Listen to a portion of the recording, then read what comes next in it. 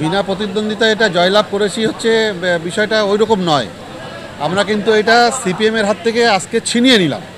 এটা 2022 পর্যন্ত সিপিএমের হাতেই ছিল এবং ওরা এই কোঅপারেটিভটা চালাতে পারেনি, প্রায় 30 লক্ষ টাকা দেনা করেই গেছিলো।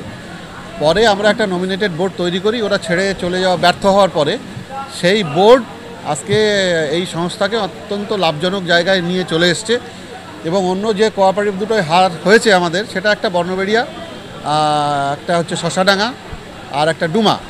এইগুলোয় আমাদের সাংগঠনিক দুর্বলতা আছে, এটা অস্বীকার করার কোনো জায়গা নেই।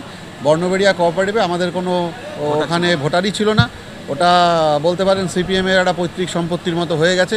দীর্ঘদিন আমাদের বিভিন্ন লোক ওখানে ভোটার হওয়ার জন্য আবেদন করেও আজ পর্যন্ত তারা ভোটার হতে পায়নি।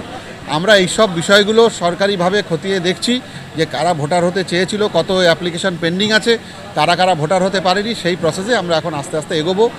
আর যে দুটো ফিশারম্যান কোঅপারেটিভে আমরা জিততে পারিনি, সে দুটো অত্যন্ত খারাপ জায়গাতেই ছিল এবং আমরাও তীক্ষ্ণ নজর রাখছি যে ওই দুটোর পরিস্থিতি আগামী দিনে কি দাঁড়ায়, এবং আমার ধারণা অদূর ভবিষ্যতে ওই দুটো আমাদের হাতেই আসবে। দেখা যাচ্ছে যে ভীমা সমবায় সমিতি এবং শশাডাঙ্গা সমবায় সমিতি হাতছাড়া হওয়ার পরেই, বিজেপি দখল করার পরেই বিজেপি বিধায়ক স্বপন মজুমদার বলছে যে আমরা এই বিধানসভা থেকে 50,000-এর বেশি ভোটে জিতবো। এই ব্যাপারে কি বলবেন? এর কি প্রভাব কি আগামী 26-এর ইলেকশনে পড়বে? কি মূর্খদের মতো কথাবার্তা যদি কেউ বলে, তার উত্তর আমি কি দেবো বলুন তো? ও 50,000-এ জিতবে বলছে, ও তো জিতেছে 2200 ভোটে মাত্র। ওর 22,000-এ হারে না পৌঁছে যায়, ও সেই চিন্তা করুক। 50,000 হার তো অনেক দূরের কথা।